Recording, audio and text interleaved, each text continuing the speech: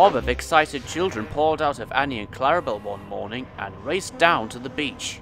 "They're the Vicar's Sunday School," explained Thomas. "I'm busy this evening, but the station master says I can ask you to take them home." "Of course I will," promised Percy.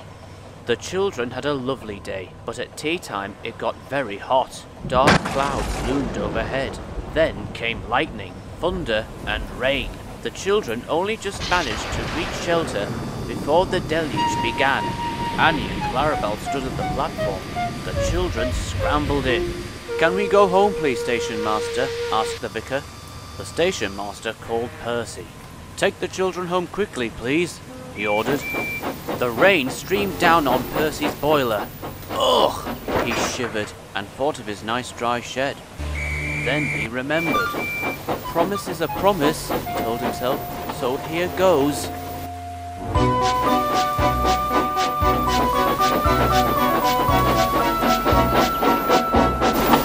His driver was anxious. The river was rising fast.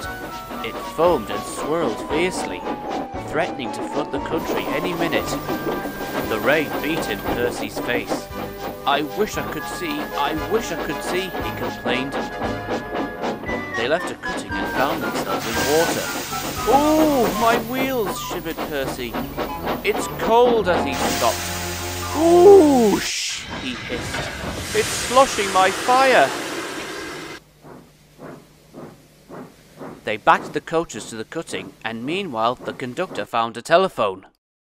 He returned, looking gloomy. "We couldn't go back if we wanted," he said. "The bridge near the junction is down."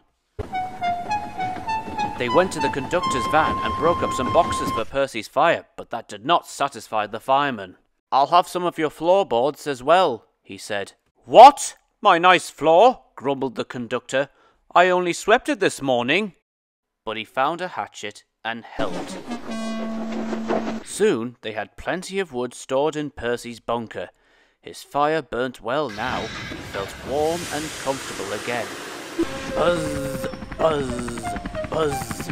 "Oh dear," thought Percy sadly. "Harold's come to laugh at me." Bump! Something thudded on Percy's boiler. "Oh!" he exclaimed in a muffled voice. "That's really too bad. He needn't throw things." His driver unwound a parachute from Percy's indignant front. "Harold isn't throwing things at you," he laughed. "He's dropping hot drinks for us." They all had a drink of cocoa and felt better. Percy had steam up now. "Peep, peep!" "Thank you, Harold," he whistled. "Come on, let's go." The water lapped his wheels. Ugh, he shivered. It crept up and up and up. It reached his ash pan. Then it sloshed at his fire. Whoosh! Percy was losing steam, but he plunged bravely on. "I promised," he panted. "I promised." They piled his fire high with wood and managed to keep him steaming. "I must do it," he gasped. "I must, I must, I must." He made a last great effort and stood exhausted but triumphant on rails which were clear of the flood. He rested to get steam back, then brought the train home.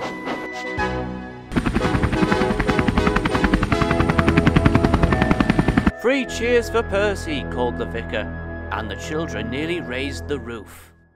Sir Topham Hatt arrived in Harold. First, he thanked the men. "Harold told me you were, wizard, Percy. He says he can beat you at some things." Percy snorted. "But not at being a submarine," he chuckled. "I don't know what you've both been playing at, and I won't ask. But I do know that you're a really useful engine." "Oh, sir," whispered Percy happily.